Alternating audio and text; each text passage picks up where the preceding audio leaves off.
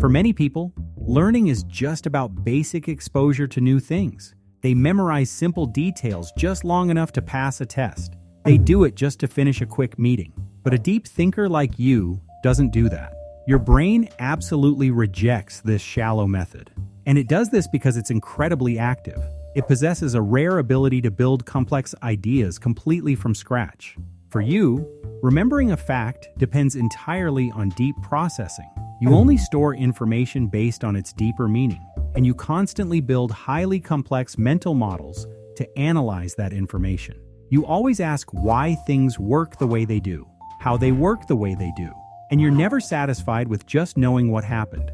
You're a deep thinker, and this is why you learn differently than everyone else.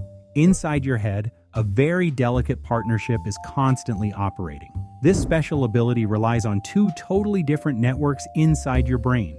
The first system is known as the default mode network. This network handles your deeper sense of self and your personal memories. It manages the overarching life meanings you hold dear. It creates spontaneous and freely wandering thoughts. This network takes over completely when you let your mind drift. It helps you freely connect random dots of information. The second system is called the executive control network. This network acts as the strict manager of your active thoughts. It carefully evaluates every single idea that pops up in your mind. It works incredibly hard to strictly control your wandering thoughts. It organizes those wild ideas from the other side of your brain. Imagine exactly what happens when you are deep in thought. You are switching rapidly back and forth between these two modes. First, you let your mind explore new ideas with total freedom. Then you step in to strictly refine those exact same ideas. You harshly judge them. You generate dozens of different options in your head. Then you carefully criticize every single one of them. It requires a very powerful working memory. You must keep multiple heavy ideas active in your mind at once. And you must balance totally contradicting facts at the exact same time without losing your focus. Now, this activity points to a specific mental profile, and psychologists have a specific name for the foundation of this mental profile. They call it the need for cognition.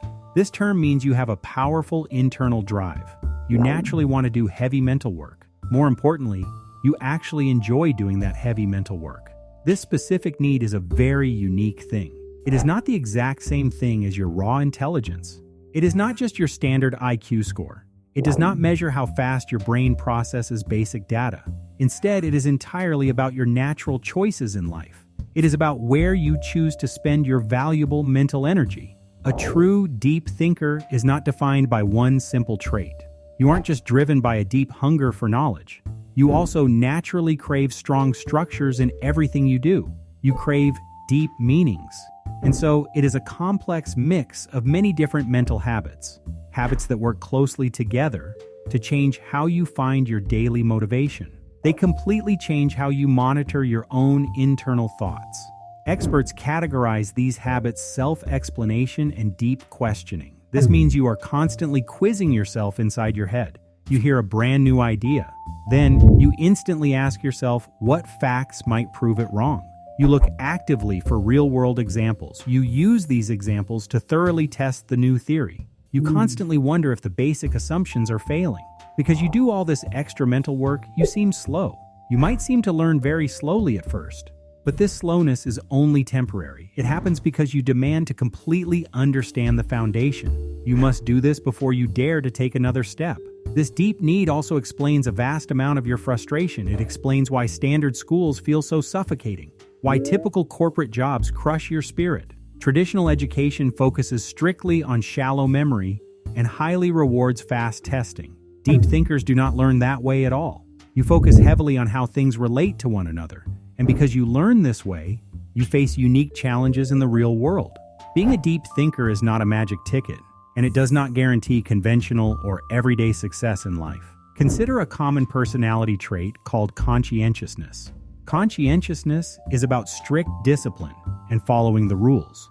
In typical public schools, conscientiousness is a strong predictor of good grades.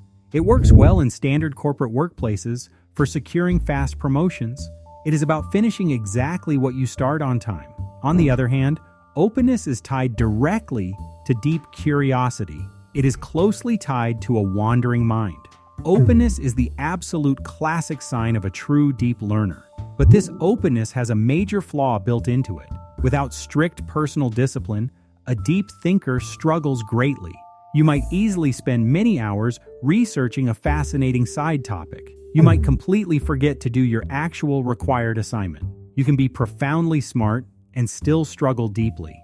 It is very hard to survive in rigid systems that demand speed over depth. And struggling in these rigid systems can heavily impact how you view yourself. Because you process the world completely differently, you often feel separated. You might often feel like a spectator in your own life. You might feel like you are watching the world from a great distance. This quiet feeling of separation is incredibly common. It captures exactly how deep thinkers experience reality. This difference shows up every single time you learn something new. It shows up whenever you face a complex situation. And this separation is not just internal. Most people will look at your natural hesitation and react to it. They will immediately judge you for it. They usually brush off your careful thoughts. They simply call it overthinking. People expect you to reply to complicated problems in seconds. If you take too long to process a thought, they judge you. They might look down on you. You might ask a deep question about a simple plan. This makes the plan seem much more complicated. When you do this, people might criticize you. They might tell you that you spend way too much time in your head. Over time, you begin to absorb these harsh comments. This constant delay happens inside your head. It can cause a strange and heavy mix of emotions. You might sometimes feel a little bit slow. You might feel isolated from your peers. You might start to believe your mind is broken. You might think your brain is just inefficient. But this quiet, heavy delay is actually a clear signature of your mind. To survive this judgment, you must understand your own mental safeguards. Thinking really hard does not guarantee perfect learning. Deep thinking is only a healthy habit with accurate self-awareness. You must have highly accurate self-awareness to succeed. This brings in a vital concept called metacognition. Metacognition is your amazing ability to think about your own thinking. It is the quiet, observant, internal watcher inside your head. It tells you honestly if you actually understand a complex topic. It clearly warns you if you are just spinning your wheels. It lets you know if you are getting absolutely nowhere. Specific front-facing areas in your brain carefully track your feelings. They track exactly how uncertain you feel about a big choice. Meanwhile, other front areas of your brain step in to help. They help you change your path when you realize you are wrong. A true deep thinker can clearly feel their own uncertainty. They feel it as a physical sensation. Because they do this, they know when to admit defeat. They know exactly when it is time to change their mind. This brings us to a beautiful trait of a reflective mind. It is a powerful concept called intellectual humility. This term means you are completely willing to admit your limits. You easily accept the chance that your beliefs are incomplete. You accept they might even be completely wrong. This quiet trait is closely tied to total openness. It is tied to intense curiosity and comfort with the unknown. You fully understand how incredibly complex the world actually is. Therefore, you rarely speak with loud, unearned confidence. You might seem very hesitant to the loud people around you, but that outward hesitation is actually a rigorous error correction system. It runs constantly inside your head to keep you accurate. However, these safeguards can fail under pressure. Healthy reflection is always driven by a sense of genuine curiosity. It is driven by a real desire to solve hard problems. You naturally think deeply about the world, but you can also get frozen by choice overload under specific conditions. This is called decision paralysis. It happens when your choices are extremely complex and highly detailed. It happens when your personal preferences are highly uncertain. It also happens when your final end goal is blurry and unclear. It is crucial to understand that deep analysis does not harm you. The real harm comes from analyzing things without clear internal boundaries. Severe damage happens when you have absolutely no internal rules.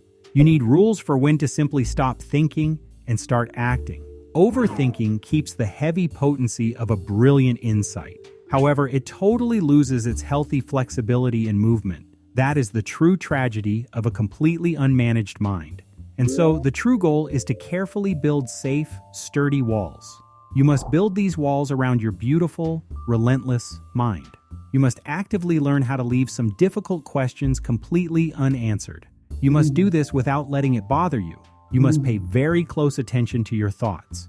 Notice exactly when you slip into unmanaged loops, When you get struck by decision paralysis, when you catch yourself looping, you must act gently.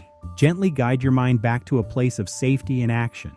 You absolutely do not have to match the frantic pace of others. People are rushing around you, but you do not have to. The world constantly rushes forward without looking. Let them. Your unique ability to sit quietly is not a weakness. Sitting with complicated, difficult things is a beautiful thing.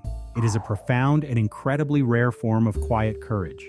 Always remember to take the time to care for your mind.